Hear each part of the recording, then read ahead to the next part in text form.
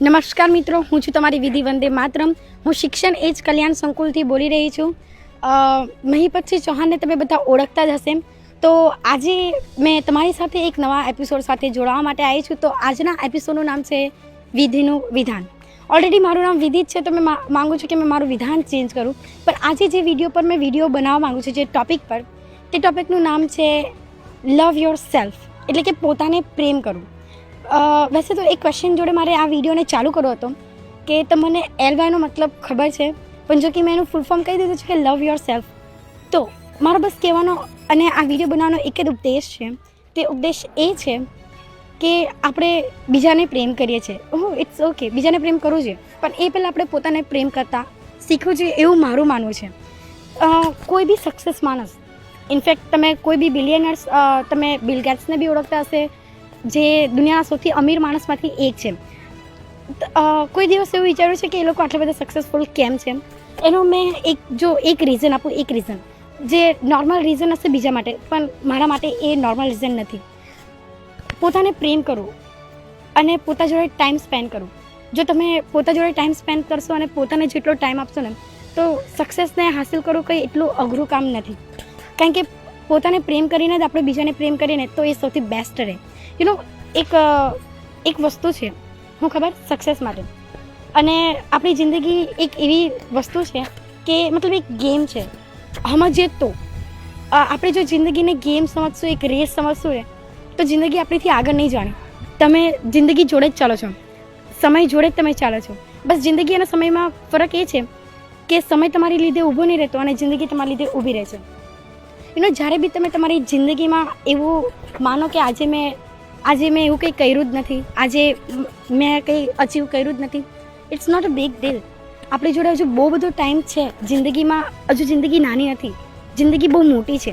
હા, દુનિયા એટલી મોટી છે કે ફરવા માટે જિંદગી આપણી નાની છે, એ તો છે.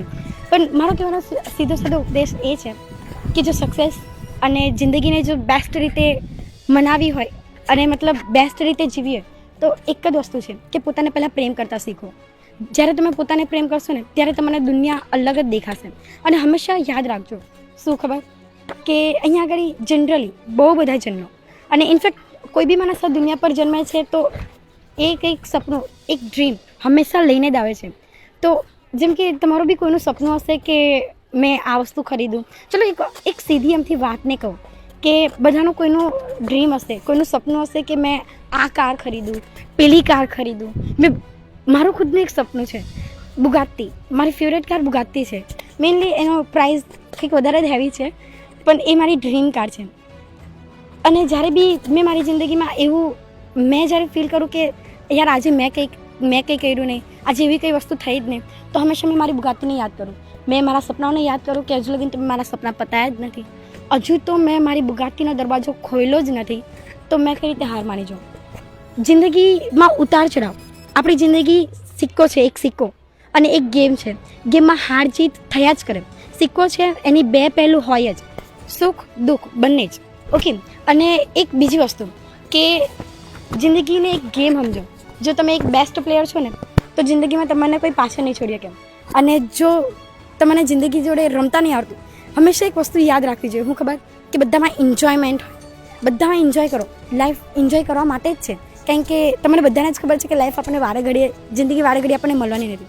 એક વખત મળી છે, બધા જ સપના પતાવો. હંમેશા બધાને જ એટલું મહત્ત્વ આપો જેટલું બીજાને મહત્ત્વ આપે. અને હજુ એક શબ્દ છે, બિઝી શબ્દ. તમને બધાને ખબર હશે, બિઝી એક શબ્દ એવો છે જે શબ્દ દર્શાવે છે કે માણસ કેટલું વ્યસ્ત છે. પણ બિઝીના મેં એક અલગ રીતે સમજું છું. બિઝી એક એવો શબ્દ છે દેટ કે આપણે બીજાને કેટલો ટાઈમ આપીએ છીએ ને, એ શબ્દ બિઝી છે. જેમ કે એક ઉદાહરણ આપું કે આપણને કોઈ માણસ બહુ ઇમ્પોર્ટન્ટ છે, કે આપણને જે માણસ બહુ જ ગમતું હોય તેની માટે આપણે કોઈ દિવસ બિઝી નહીં હોતા. જેમ કે કોઈ માણસ જે છે જેને આપણે બહુ ઇમ્પોર્ટન્સ આપીએ છીએ, જે આપણી જિંદગીમાં બહુ મહત્ત્વનું છે, તો તમે કેટલું બી ઇમ્પોર્ટન્ટ કામ લઈને બેઠા હશો ને, જો ખાલી એનો એક જ ફોન આવશે ને એક જ વસ્તુ એવી ખબર પડે કે આવવાનું છે, તો તમે બધું તમારું કામ સાઈડ પર મૂકીને એ માણસને મળવા માટે જશો. આ બિઝીનો એક શબ્દ છે. અને જ્યારે બીજા માટે આ બીજી શબ્દ જે તમારા જિંદગીમાં એનો એટલો બધો કોઈ ઇમ્પોર્ટન્સ નથી અને એટલું બધું એ આપણે જિંદગીમાં મહત્ત્વ નહીં ધરાવતું, તો એ આપણને 10 ફોન મારશે તો આપણે 10 ફોનને ઇગ્નોર કરશું. સીધી વાત છે, રાઈટ. તો ફરીથી આપણા પેલા ટોપિક પર આવી જઈએ, જે ટોપિકને આજે મેં લઈને બેઠી છું અને જેની પર મેં વિડીયો બનાવવા માગું છું, લવ યોર સેલ્ફ. પેનને તમે દરરોજ જ પકડતા હશે, રાઈટ. પણ પેન બી એક વસ્તુ શીખવાડે. અહીંયા દુનિયામાં જેટલી બી વસ્તુ છે એ દરેક વસ્તુ આપણને કંઈ ને કંઈ શીખવાડે. અને ફરીથી એક ટોપિક પર મેં લઈને ચાલું કે જો તમે પોતાને પ્રેમ કરશો ને, તો સ્ટુડન્ટ્સ માટે કહું છું, સ્ટુડન્ટ્સ માટે અને બધાને ધ્યાનમાં લઈને કહું છું કે તમે અલગ અલગ જગ્યા પર જઈને સાઇન કરો છો, રાઈટ. અલગ અલગ જગ્યા પર જઈને આપણે સિગ્નેચર કરીએ છીએ, ઓકે.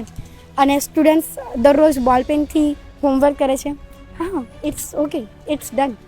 બટ એક વસ્તુ નોટિસ કરો ને, તો કે જેટલી વાર તમે એ પેનથી હોમવર્ક કરશો ને, તેટલી વાર તમારી માટે એ ખાલી બોલપેન જ હશે.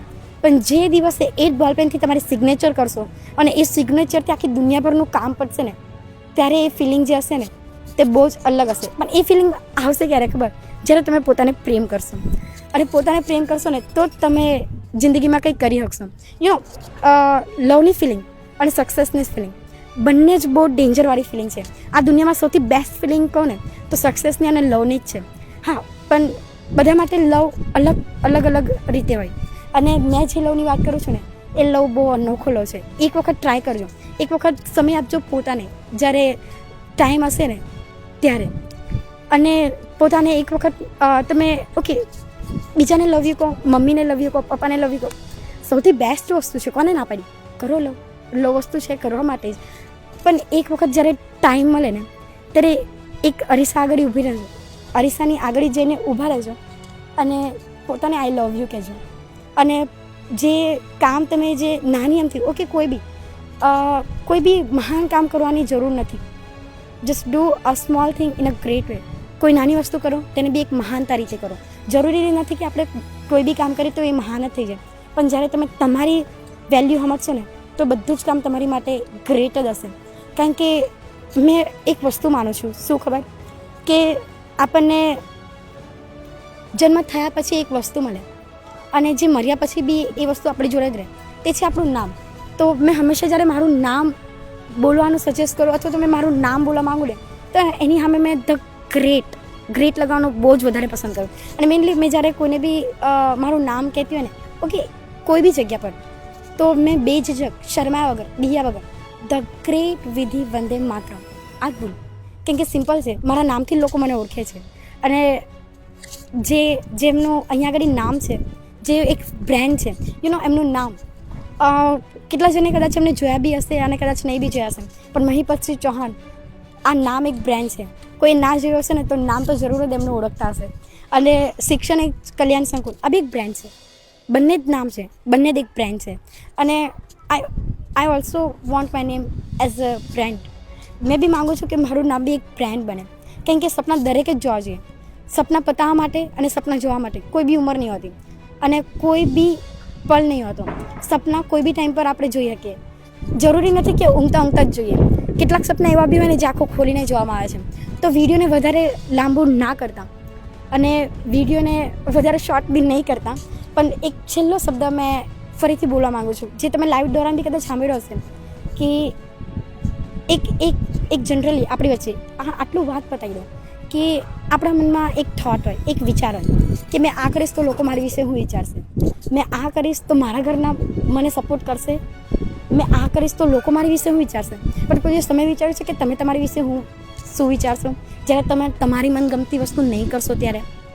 ओके, तो एनी માટે આ લીટી मैं वापरवा मांगू છું कि लोग क्या सोचते हैं तुम्हारे बारे में, या फिर मैं कहूँ कि अपने बारे में. लोग क्या सोचते हैं मेरे बारे में, अगर मैं वो सोचने लगी ना तो लोग क्या सोचेंगे. एम आई राइट? तो बस આટલા એક નાની લાઈનને મેં પતાવીને અહીંયા આગળ મારા વિડીયોને બી પતાવવા માગું છું. જય હિન્દ, જય ભારત.